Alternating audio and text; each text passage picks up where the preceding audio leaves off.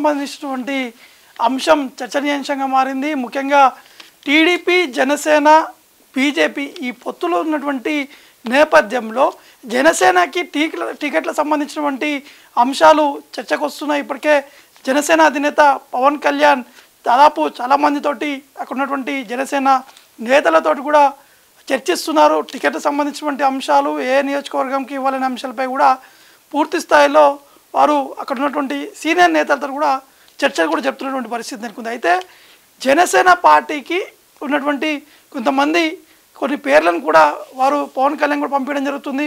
నిన్న 40 మంది పేర్లతోటి కాపులు, అంటే ఎక్కువగా కాపు కులాలకు సంబంధించినటువంటి వారు ఆ పేర్లు నిన్న ఒక సోషల్ మీడియాలో ఒక లెటర్ కూడా వైరల్ అయినటువంటి పరిస్థితి నెలకొంది. ఈరోజు 23 పేర్లతో కూడా ఒక లెటర్ కూడా వైరల్ అవుతున్నటువంటి పరిస్థితి ఉన్నటువంటి నేపథ్యంలో ముఖ్యంగా ఆర్థికంగా బలవంతులైన కాపు, తూర్పు కాపు జనసేన అభ్యర్థులకు కేటాయించవలసినటువంటి 40 మంది మినహా మిగిలిన కులస్తులకి జనసేనకు కేటాయించిన ఉన్నటువంటి 23 అసెంబ్లీ సీట్లను అభ్యర్థులని ఒకసారి ఆ జాబితాను పరిశీలించాలని చెప్పేసి కూడా ఒక జాబితాను కూడా పవన్ కళ్యాణ్ కూడా పంపించడం జరిగింది.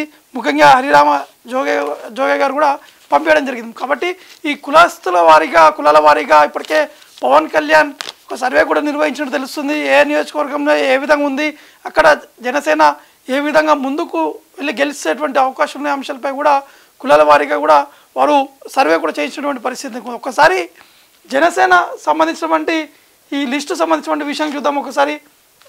ఒకసారి జనసేన సంబంధించినటువంటి లిస్టు ఏదైతే సోషల్ మీడియాలో వైరల్ అవుతుందో ఆ లిస్టు సంబంధించినటువంటి ఒకసారి మనం చూద్దాం. ఇది జనసేన లిస్ట్. ఇక 23 మంది అభ్యర్థులతో కులాల వారీగా జాబితా.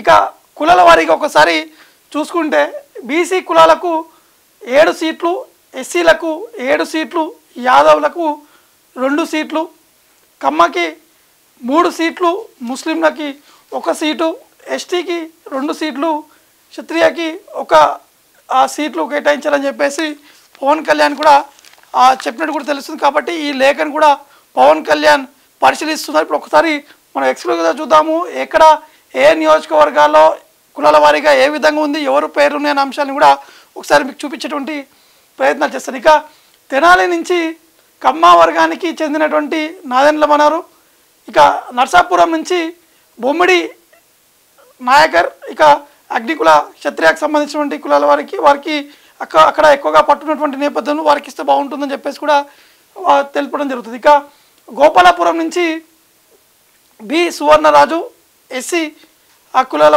వారు ఎస్సీకి ఎక్కువగా పట్టున్నటువంటి నేపథ్యంలో అక్కడ ఎస్సీ ఓటర్స్ కూడా ఎక్కువగా ఉన్నటువంటి నేపథ్యంలో కొంత కలిసి వచ్చేటువంటి అవకాశాలు ఉన్నాయని చెప్పేసి కూడా తెలుస్తుంది. ఇక కొవ్వూరు నుంచి టీవీ రామారావు ఎస్సీ కులాల వారు, ఇక విశాఖపట్నం సౌత్ వంశీకృష్ణ యాదవ్ కులస్తుల వారు. అంటే ఎక్కువగా జనసేన ఈస్ట్ వెస్ట్లోనే ఎక్కువగా ఫోకస్ కూడా పెట్టింది.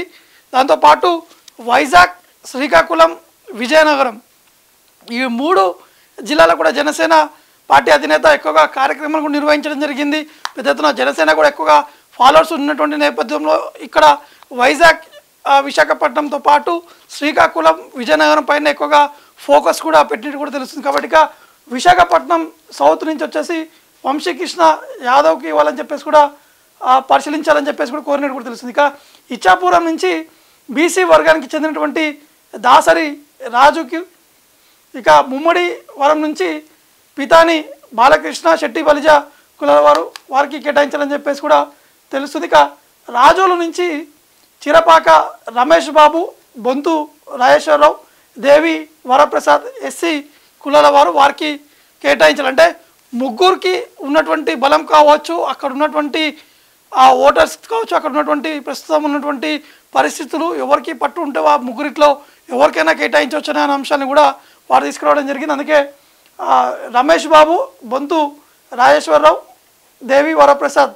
ఈ ముగ్గురు పేర్లు కూడా పరిశీలించాలని చెప్పేసి కూడా కోరడం జరిగింది. ఇక అమలాపురం నుంచి రాజాబాబు, డిఎంఆర్ శేఖర్ ఇది ఎస్సీ కులాల వారికి కేటాయించాలని చెప్పేసి కూడా వారు కోరడం జరిగింది. ఇద్దరిలో ఎవరినైనా కూడా పరిశీలించి వారికి ఇస్తే గెలిచేటువంటి అవకాశాలు ఉన్నాయనే విధంగా ఆ లేఖలో కూడా ఈ పేర్లు కూడా ప్రస్తావించడం జరిగింది. ఇక అవనిగడ్డ నుంచి బీసీ వర్గానికి చెందినటువంటి అగ్నికుల క్షత్రియ పాపారావుకి కేటాయించాలని చెప్పేసి కూడా వారు కోరినట్టు తెలుస్తుంది. ఇక నందిగామ నుంచి ఎస్సీ వర్గానికి చెందినటువంటి రమాదేవి కేటాయించాలి, ఎందుకంటే అక్కడ కొంత ఎస్సీ సామాజిక వర్గం బలంగా ఉన్నటువంటి నేపథ్యంలో కొంత కలిసి వచ్చేటువంటి అవకాశాలు ఉన్నాయి. ఎందుకంటే జనసేన ఖచ్చితంగా పొత్తులతోటి అధికారంలోకి వచ్చే విధంగా అనేక ప్రయత్నాలు చేయడం జరుగుతుంది.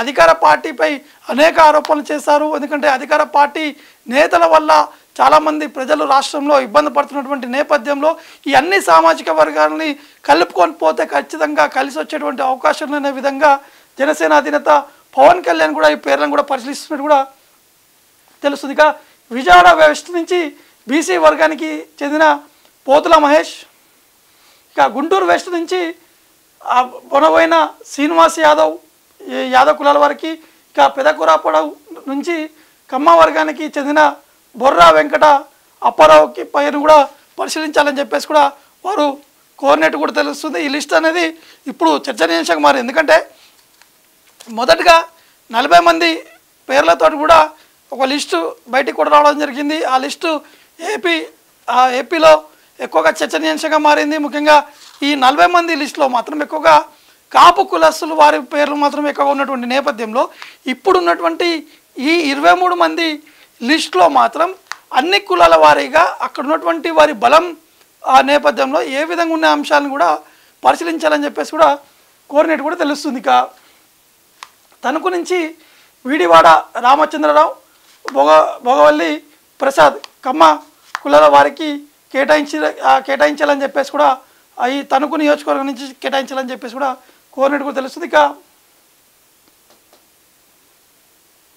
అనకాపల్లి నుంచి బీసీ వర్గానికి చెందిన కొనతల రామకృష్ణకి, ఇటు కొవ్వూరు నుంచి ముస్లిం వర్గానికి చెందిన జానీ మాస్టర్, అంటే ఈ మధ్య కాలంలో ఎక్కువగా ఫేమస్ అయినటువంటి నేపథ్యంలో, అంటే ఎక్కువగా పొలిటికల్లో వచ్చినటువంటి నేపథ్యంలో జానీ మాస్టర్కి ఆ సీటును కేటాయించాలని చెప్పేసి ఉంటే కొంత కలిసి వచ్చేటువంటి అవకాశాలు ఉన్నాయని చెప్పేసి కూడా తెలుస్తుంది. ఇక బద్వేల్ నుంచి ఎస్సీ వర్గానికి చెందిన రాజశేఖర్, ఇక రైల్వే కోడూరు నుంచి ఎస్సీ వర్గానికి చెందిన మధ్యల వెంకట సుబ్బయ్యకి కేటాయిస్తే బాగుంటుందనే విషయాన్ని కూడా ఈ పేరును కూడా పరిశీలించేటువంటి అవకాశాలు ఉన్నట్టు కూడా తెలుస్తుంది. ఇక ఉంగుటూరు నుంచి క్షత్రియ వర్గానికి చెందిన పచ్చమట్ల ధర్మరాజు, పోలవరం నుంచి ఎస్టీ వర్గానికి చెందిన చిర్రి బాలరాజు పేర్లు కూడా పరిశీలించేటువంటి అవకాశాలు కనిపిస్తున్నాయి. ఇటు ఉండి నుంచి బీసీ వర్గానికి చెందినటువంటి జుత్తుక నాగరాజు, పాడేరు నుంచి ఎస్టీ వర్గానికి చెందిన వంపూరు గంగులయ్య ఈ పేరును కూడా పరిశీలించేటువంటి అవకాశాలు ఉన్నట్టు కూడా తెలుస్తుంది. కాబట్టి మొత్తానికి జనసేన అధినేత పవన్ కళ్యాణ్ ఈ పొత్తుల సంబంధించినటువంటి అంశాలు ఎక్కువగా ఫోకస్ పెట్టడం జరిగింది. దాంతోపాటు టికెట్లకు సంబంధించినటువంటి విషయం ఖచ్చితంగా జనసేన ఈసారి ఎక్కువ సీట్లలో పోటీ చేయాలనే విధంగా అనేక ప్రయత్నాలు కూడా చేయడం జరుగుతుంది. ఒకవైపు బీజేపీ, ఈ టీడీపీ, జనసేన ఏది ఏమైనా కానీ అధికారం వచ్చే విధంగా అందరినీ కలుసుకుని వెళ్ళే విధంగా అన్ని కులాల వారీగా వెళ్తే ఖచ్చితంగా అధికారం వచ్చే విధంగా ఉంటుందని చెప్పేసి కూడా వారు యోచిస్తున్నట్టు కూడా తెలుస్తుంది. కాబట్టి ఇప్పుడు ఈ 23 పేర్లు అనేది ఎక్కువగా చర్చనీయాంశంగా మారాయి, ఎక్కువగా ఈ సోషల్ మీడియాలో కూడా ట్రోల్ అవుతున్నాయి.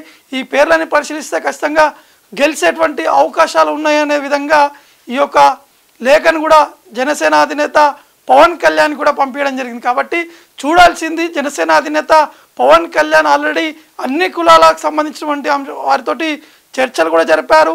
ఏ విధంగా ఉండబోతుంది, ఎలా వారికి డివైడ్ చేయాలి, ఎన్ని నియోజకవర్గాలు తీసుకోవాలి, ఆ నియోజకవర్గాల్లో అక్కడ కులాల వారీగా సంఖ్య అంటే ఓటర్లు ఎంతమంది ఉన్నారనే అంశాలను కూడా జనసేన టీం కూడా పూర్తి స్థాయిలో పరిశీలిస్తుంది. కాబట్టి చూడాల్సింది పవన్ కళ్యాణ్ ఈ 2 లిస్టులని పరిశీలించిన తర్వాత ఎంతమంది పేర్లని ప్రకటించేటువంటి అవకాశాలు ఉండబోతున్నాయి అనేది వేచి చూడాల్సి ఉంటుంది.